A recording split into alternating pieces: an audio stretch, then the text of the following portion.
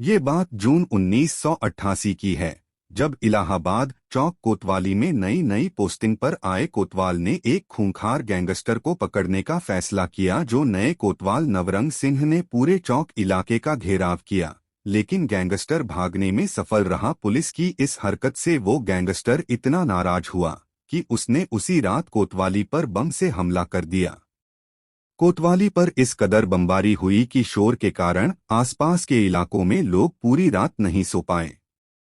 इतना ही नहीं, जान बचाने के लिए पुलिस को कोतवाली के स्मारकीय गेट तक बंद करने पड़े। ये गैंगस्टर कोई और नहीं बल्कि शौक ए इलाही उर्फ चांद बाबा था, जिसे 1980 के दशक में तब के इलाहाबाद और अब के प्रयागराज के इतिहास में सबसे खूंखार गैंगस्टर और बमबाज के रूप में जाना जाता है। बमबाज शब्द का इस्तेमाल अक्सर ऐसे व्यक्ति के लिए किया जाता है जो देसी बम बनाने का एक्सपर्ट हो। अगर आप हमारे चैनल पर नए हैं तो आप हमें सब्सक्राइब जरूर करें और लाइक किए बिना जाना मत। चांद बाबा हत्याकांड की पूरी कहानी, जिसने पूरे इलाहाबाद वर्तमान प्रयागराज में अतीक अहमद का खौफ बना दिया था। शौक ए इलाही उर्फ चांद बाबा, जिसे 1980 के दशक में तब के इलाहाबाद और अब के प्रयागराज के इतिहास में सबसे खूंखार गैंगस्टर और बमबाज के रूप में जाना जाता है। बमबाज शब्द का इस्तेमाल अक्सर ऐसे व्यक्ति के लिए किया जाता है जो देसी बम बनाने का एक्सपर्ट हो। अतीक अहमद चर्चा में है। राजू पाल हत्याकांड के गवाह उमेश पाल की हत्या के मामले में यूपी पुलिस ने अतीक अहमद के 2 बेटों को हिरासत में ले लिया है। पुलिस अब तक 14 संदिग्ध लोगों को इस मामले में पकड़ चुकी है। लगभग 4 आरोपी की एनकाउंटर में मौत हो चुकी है। मामले की जांच चल रही है, लेकिन गैंगस्टर अतीक अहमद के जीवन में राजूपाल हत्याकांड जैसे ही कई कांड दर्ज हैं। एक समय पर अतीक और उसके भाई पर 100 से ज्यादा मुकदमे थे। लेकिन अतीक अहमद से जुड़ा पहला कांड क्या था, उसकी बात करते। चांद बाबा हत्याकांड 70 के दशक की बात है। प्रयागराज तब इलाहाबाद हुआ करता था।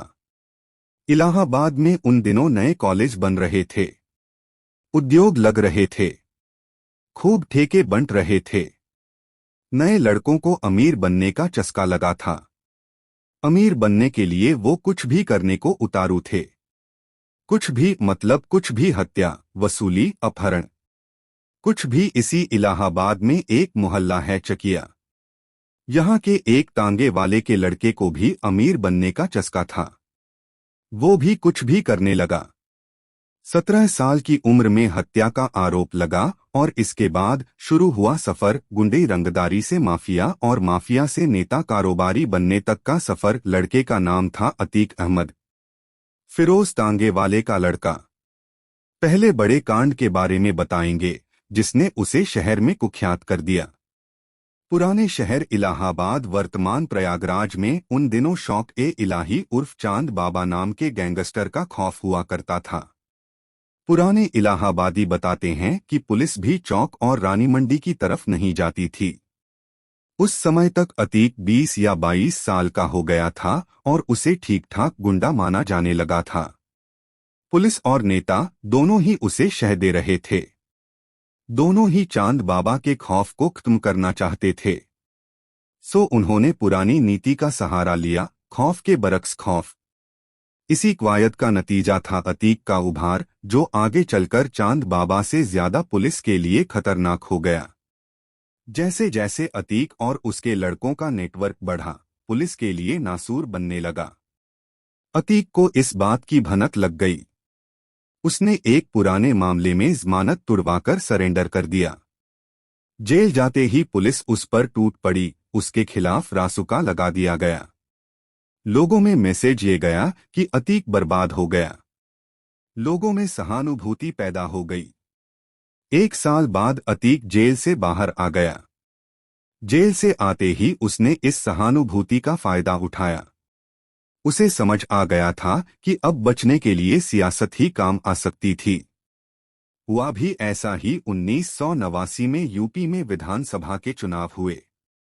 इलाहाबाद पश्चिमी सीट से अतीक ने निर्दलीय पर्चा भर दिया। सामने था चांद बाबा। चांद बाबा और अतीक में कई बार गैंगवार हो चुका था। अपराध जगत में अतीक का बढ़ता दबदबा चांद बाबा को अखर रहा था। यही कारण था कि चांद बाबा ने सीधी चुनौती दी। काउंटिंग वाले दिन अतीक अहमद अपने गुर्गों के साथ रोशनबाग में चाय की टपरी पर था। चांद बाबा अपनी गैंग के साथ आया और दोनों के बीच भीषण गैंग वॉर हुई। गोलियां बम बारूद से बाजार पट गया। इसी गैंग वॉर में चांद बाबा की मौत हो गई। चांद बाबा की हत्या पर प्रशासन एक्शन लेता या चांद बाबा के गुर्गे इससे पहले ही चुनाव के रिजल्ट्स घोषित हो गए। अतीक अहमद विधायक चुन लिया गया और कुछ ही महीनों में एक एक करके चांद बाबा का पूरा गैंग खत्म हो गया। कुछ मार दिए गए, बाकी भाग गए। बाबा का दौर खत्म हो चुका था और अतीक का दौर आ गया था। इस हत्या में अतीक अहमद पर कोई मुकदमा दर्ज नहीं हुआ और चांद बाबा की मौत के पीछे गैंग की मुठभेड़ को कारण बताया गया था। फिर क्या था? चांद बाबा की हत्या के बाद अतीक का खौफ इस कद फैला कि लोग इलाहाबाद पश्चिमी सीट से टिकट लेने से खुद ही मना कर देते थे। यही कारण था कि निर्दलीय रहकर अतीक ने 1991 और 1993 के चुनाव जीते। फिर सपा से नजदीकी बढ़ी तो 1996 में सपा से टिकट मिल गया।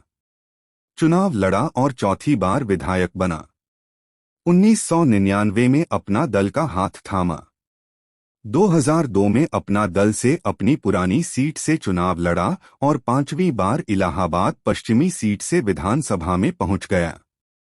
तो दोस्तों, कैसी लगी आपको ये जानकारी हमें कमेंट में ज़रूर। साथ ही अगर आप हमारे YouTube चैनल पर नए हैं तो आप हमें सब्सक्राइब ज़रूर करें। अब मिलते हैं अगले वीडियो